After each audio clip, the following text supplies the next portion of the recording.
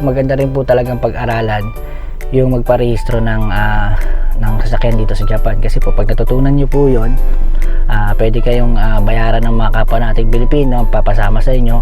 So ang papayaran sa atin ni Maida-san ay Belfire. Wow, Pilipino dati may-ari na ito guys, no? Maganda pa sana yung sasakyan na to guys, no? Kaso ang problema natin dito ay, hi guys, samahan niyo po pala kami sa simpleng buhay namin sa Japan. This is Airi, and this is Akira, and this is Mami Lita, and this is me, Makolis Vlog. Let's go!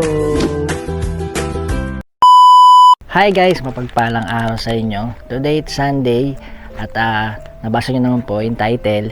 Kasi may expired na po si Buddy yung rehistro niya.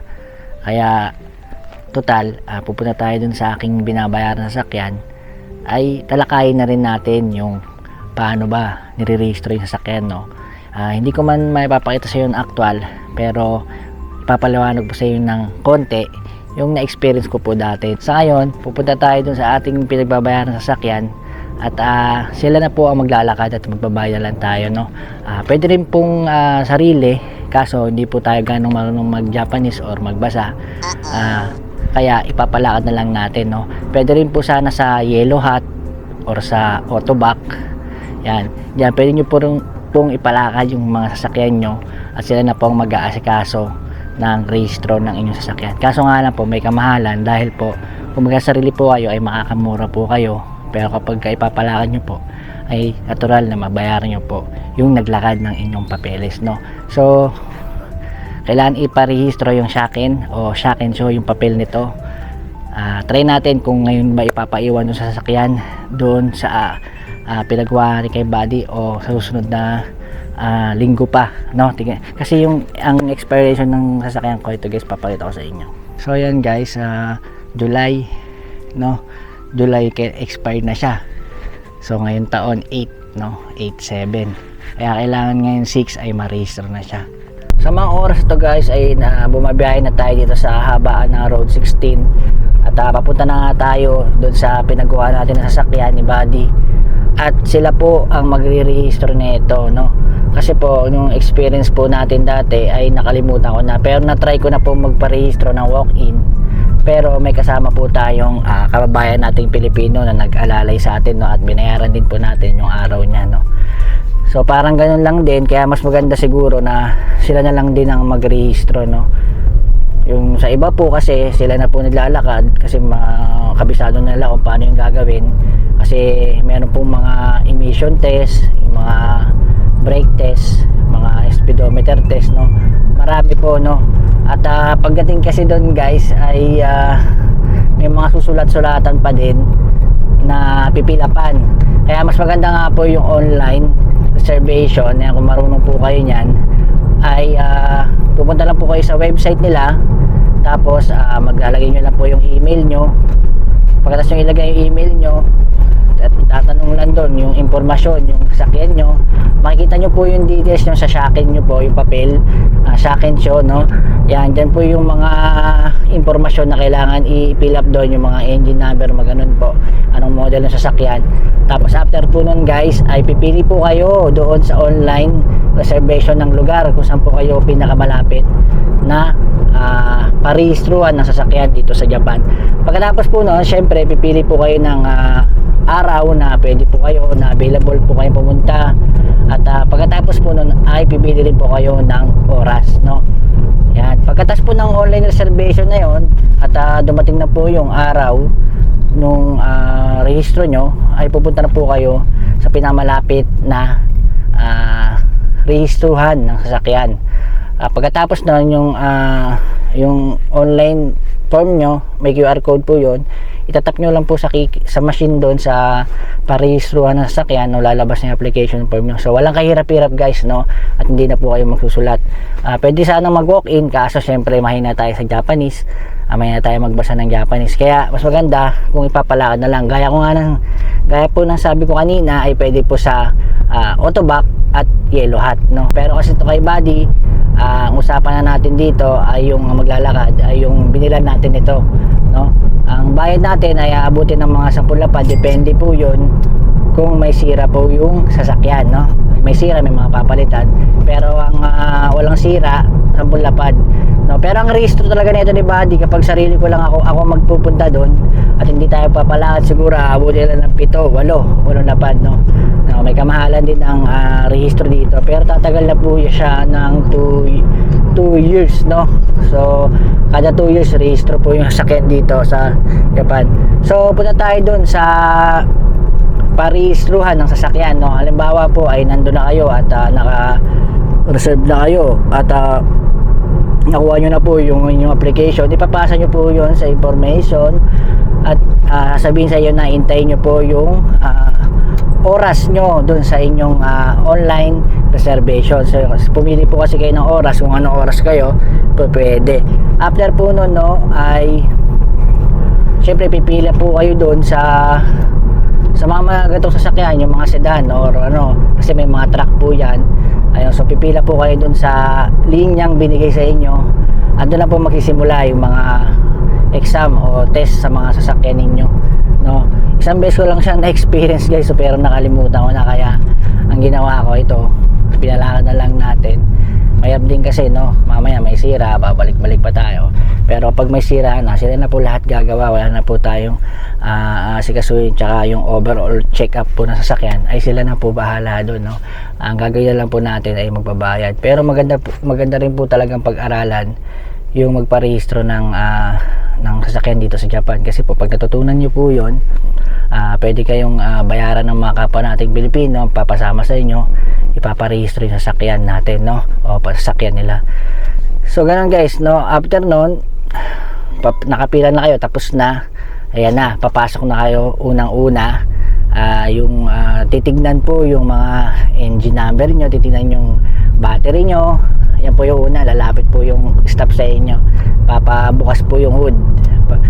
Pagkatapos po nun, ibababa po yung hood, itetesting naman yung mga ilaw, tapos yung mga signal light, likod, migi, hidari, kanan kaliwa, tapos headlight, wiper, yan. Kasi po guys, pag umokay yon at nakita nilang okay yun, naabante na po kayo sa emission, yan. Mag-emission naman po kayo. Pagkatapos pang emission, ang alam ko po dyan guys, ang pagkakasunod-sunod nyan ay pupunta na po kayo dun sa testing ng speedometer, brake, handbrake, yan, lahat po yan. Papaanda rin po yung gulong nyo dyan eh. Andito na tayo sa sa kinuha natin na sasakyan kay Buddy. Ayan, wala pa atang tao, parada muna ako dito. So mamaya tuloy natin guys, na parada lang tayo. So nandyan na yung may-ari guys, so kakausapin natin yan. At siya nga pala, magbabayad na rin tayo ng sasakyan today. At isasabay na lang natin kung kailan nga ba ito ipaparehistro, kung iiwan na ba siya na natin ngayon or sa ibang araw pa, kasi malapit na po siya, no? Yan, no? 7/16, no? So expired na siya ng July 16. So mamaya malalaman po natin. Tuloy natin, no, yung ating konting tip tungkol dun sa pagpaparehistro na sasakyan, no, sa mga inspection, no. So natapos po tayo dun sa checking ng gulong, brake at iba pa, no. Susunod nun ay mga headlight. Mahal gozaimasu. So this ne. Hi. Ya, kore kara at ipong Nippon guray. Daijoubu, yukkuri de ii desu yo. Hi. Yun, so tinatawag na tayo sa loob at pag-uusapan namin kung ano nga bang gagawin kay Buddy. Kung iiwan na ba natin ngayon at papahiramin na tayo ng kanyang sasakyan at uuwi tayo ng hindi natin dala si Buddy.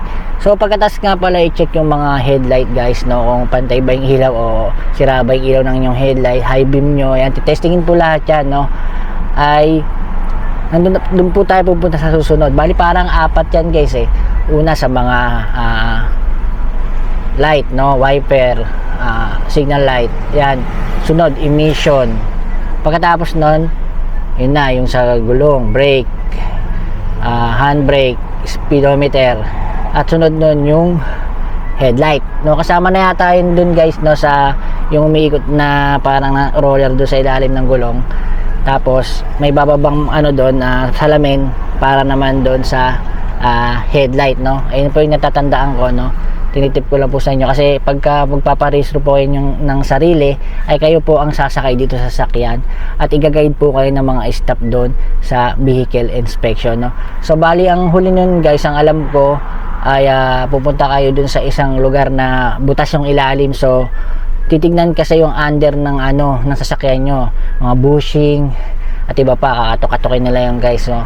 So hindi natin alam kung ano yung chinecheck nila sa ilalim, pero i-check po nila yun. Pagkatapos nun guys ay ang huli ay ipapasa nyo na po yung inyong papel doon sa pinakahuling istasyon, no. May counter doon, ipapasa nyo yung papel doon. Doon na po hahatulan yung sasakyan nyo pumasa po sa vehicle inspection.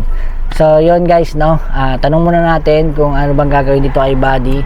Ang bala ko sana mag down muna tayo ng 5 lapad, tas 5 lapad ulit next month, pata konti na lang ay tapos na rin si Buddy. So labas muna tayo guys, no. So syempre guys, may libreng kape, no. Kape muna tayo at dali na natin yung ating kaperahan. Guys, so this is real guys. So last month kababayad lang natin ng road tax, no. Yung road tax na yun guys ay every year po yun. Yung size po ng sasakyan natin depende po yun, no. Kapag mga K-car ay umaabot lang ng 5,000 o 25,000 yen. Kapag yung size ng sasakyan natin ay umaabot ng 45,000 yen, no. Road tax every year po yun dumarating, no, May. So ngayon naman rehistro ng sasakyan o shaken, no, vehicle inspection, no. Pal guys, so pal ichi ni sang yung go roku nana gosen ni manggo anamang gosen yes.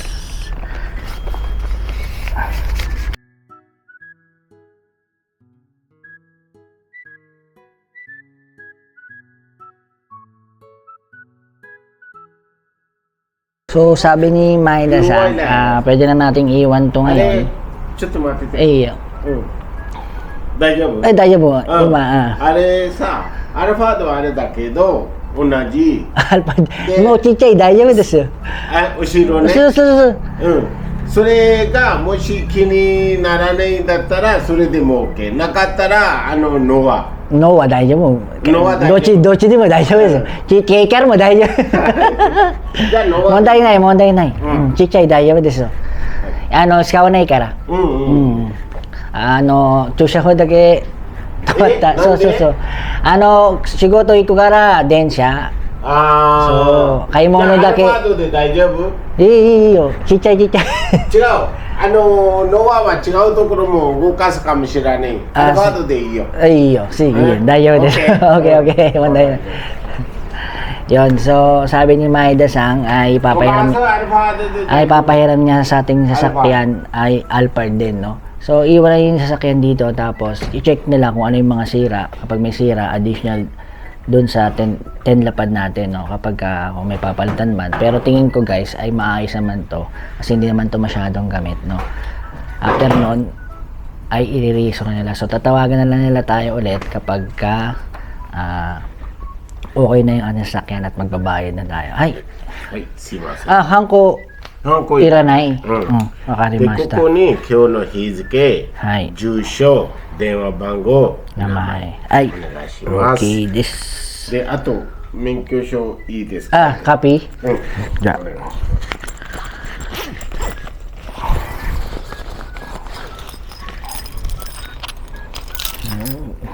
怖い。それが金持ちだよ。そうですね。ちょっとコピー取り。はいよ。Okay? Belpar? そう。Belpar ka?そうか。大丈夫？いいよ、大丈夫。大丈夫だったらいいけどさ。使わないから、買い物だけ。yung mga papeles ng sasakyan natin iiwan na natin kay Maida Sang pala itong susi, no. So kasi belper yung gagamitin natin, may tama pa nga guys, oh. Yun, bangga, oh.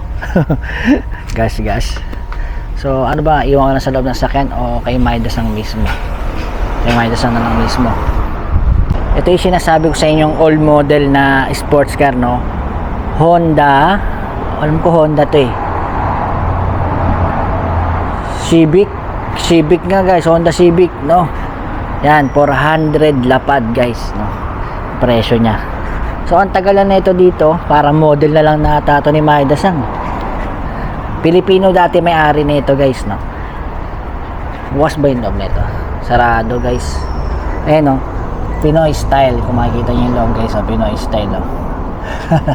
Ayan, ang ganda ng loob, no? Honda Civic. Ayan. So, meron ditong Bellfire. GS type din. So, may customer na siya, no? So, wala pa rin bago, no? CHR hybrid, meron na rin customer. Ayan, makikita nyo. Ayan yung mga sasakyan nilang na-order na ngayon. At wala nang iba. So, yun guys, no? At iiwan na natin si Buddy today.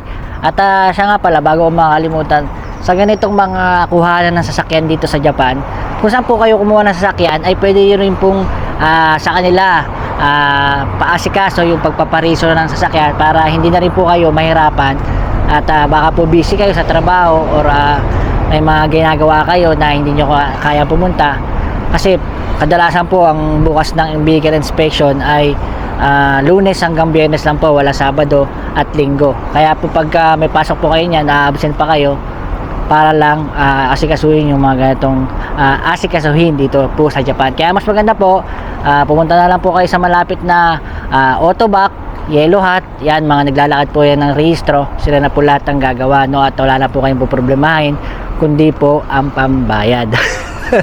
So yun, yan, sa mga kababayan ko nandito sa Japan, yun, sana na mayroon kayong nakuwang tip sa akin, no? At hindi naman sana mahirap magparehistro kung Tagalog yung salita, no? Pero hindi guys, Japanese, at Japanese din yung binabasa. At yung mga pagpasok nyo kayo na yung mga pinakita ko ngayon na pagpasok nyo doon sa vehicle inspection ay Nihongo rin ang usapan, no? So kailangan tandaan lang natin yon para yun, sa susunod makabisado natin. Pero hindi ko siya nakabisado, kaya ito, ipalakad tayo. So dito kung makikita nyo, walang bago guys na sasakyan, no? At ayun pa rin, kung ano yung mga nakita natin dati, ay ayun pa rin po yung mga naka-stock dito na sasakyan. Ang angas talaga ng Toyota Crown, no? Ito nga pa rin sasakyan na may-ari ngayon. Ito yung gamit niya, no? Angas guys, no? Nililinis. Susunod, pag nagpalto ng ganyan sedan na guys, ang pipiliin ko kundi Crown Vios, no? Maliit na lang. So, check natin yung sasakyan na gagamitin natin. Kung may mga iba pang gas-gas, mamaya sa atin ibintang, no? Hindi guys, hindi ganun si Maida, no? Kaya nga, yung luma na yung pinahiram niya kasi aayusin pa nila yan at ibebenta. Guys, baka may gusto na ito, hindi pa ito nabebenta, aayusin pa lang, no? Yan, Bellfire. Dyan nyo guys, marami, no? So, pares ang loob lang to ni Buddy. Yan, kung makikita yung mamaya, tignan natin tinakbo. So 7-seater guys, no?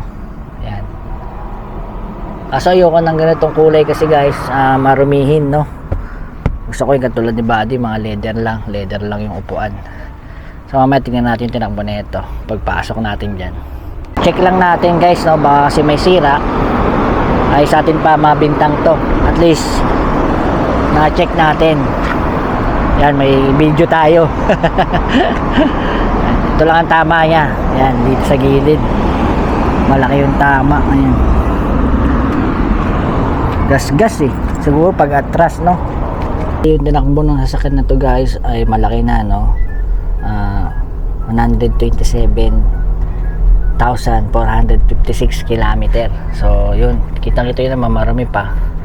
Siguro mura na lang ito ibebenta guys, no? Pero walang pinagkaiba dun sa itsura ng dashboard natin kay Buddy, no? Yung nga lang, malaki na tinakbo na ito kay Buddy is 6,000 lang, no?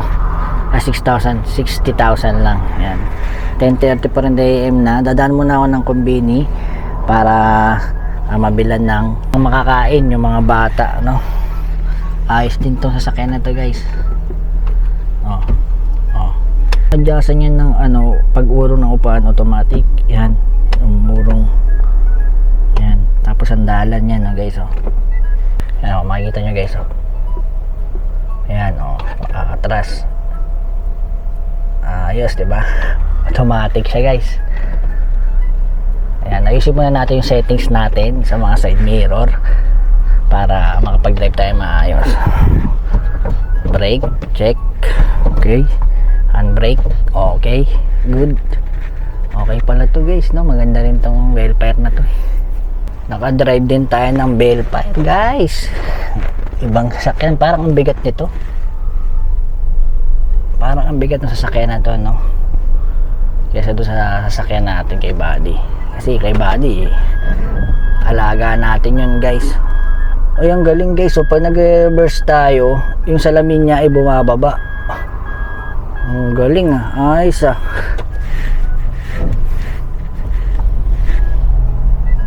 ayos tong tas babalik kapag tinanggal yung reverse. Gusto nyo bang makita, guys? Yan nyo, guys, ayan, guys, naka-straight siya, diba? I-reverse ko. Pag ni-drive mo, babalik sa dati. Ayos, astig. So yan, guys, no, kung may mga mali po akong nasabi na naka-experience na ka-register o vehicle inspection dito sa Japan, ay correct me if I'm wrong po, at please comment down below na lang po para ma-correct po natin, para po sa mga ibang kababayan natin na hindi pa alam kung paano magpa-register ng sasakyan dito sa Japan, o yung mga kababayan nating Pilipino nandito sa Pilipinas na gustong malaman kung paano nga ba nire-rehistro ang sasakyan dito sa Japan. So yun, naka-Belfire tayo ngayon, guys, iba sasakyan natin ngayon, Belfire. Hindi ako sanay. Hindi ko naman gagamitin, sabi ko tatambay lang din naman to dun sa sa bahay, sa parking. Kahit mataas na yung tinakbo niya, guys, no, ang ganda pa rin manakbo na itong Belfire na to, matulin. Ayan, sarap ng handling niya, hindi ganong malikot, no. Parehas din naman kay Buddy, hindi malikot, pero ang ganda pa ng apakan yung silinyador niya. Ayan, bumibirada pa, malakas yung kadyot.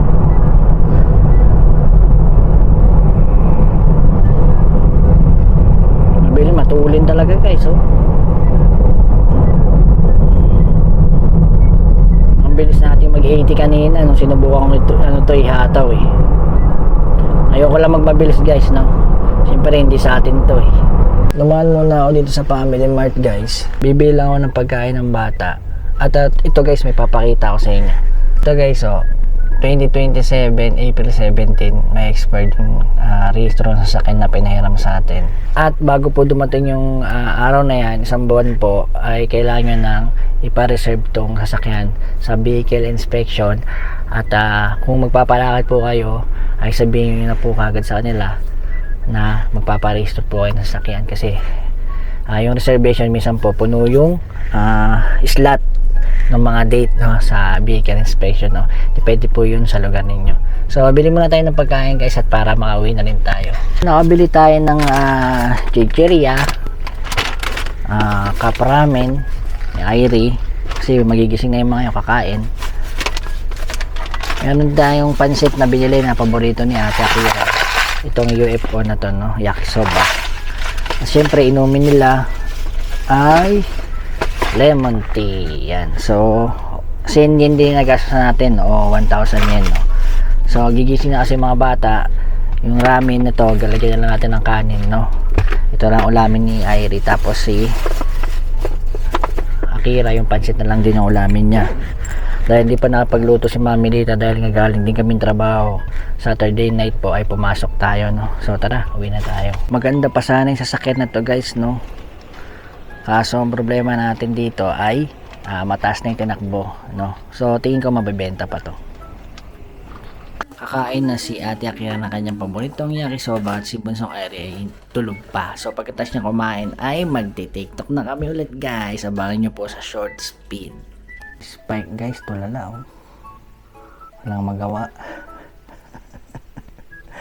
Oh, tulala oh. Oh. Ngat-ngat na naman guys. Oh. Oh, tulala ka dyan ah. Ha?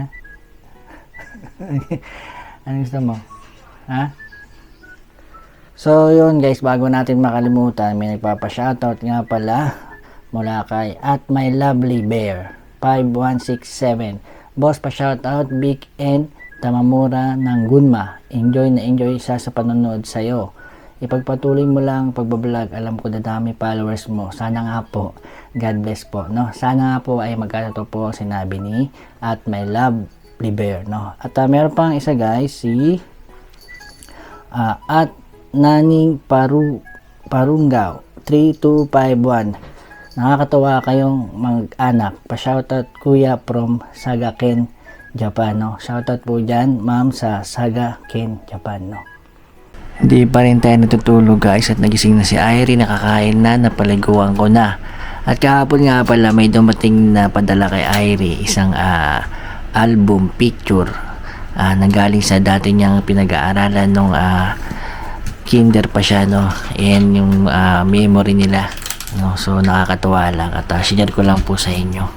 Mamaya pagkagising ni Mami Lita ay aalisan ng mga at mamimili ng mga pagkain. 5:58 na guys at magagabi na. At aalis nga kami ng aking dalawang anghel at pupunta kami ng Daiso para mamili lang ang kanilang mga pagkain at ang mga pangangailangan nila, no? At hindi na nga pala sumami si Mami Lita dahil antok na antok talaga. Alam nyo naman, syempre, yung kalagayan niya ngayon, no? So tara, samahan niyo po kami ng konti sa Daiso sa aming pamimili. Let's go! Hey, tara na sumama sa Japan Adventures ng buong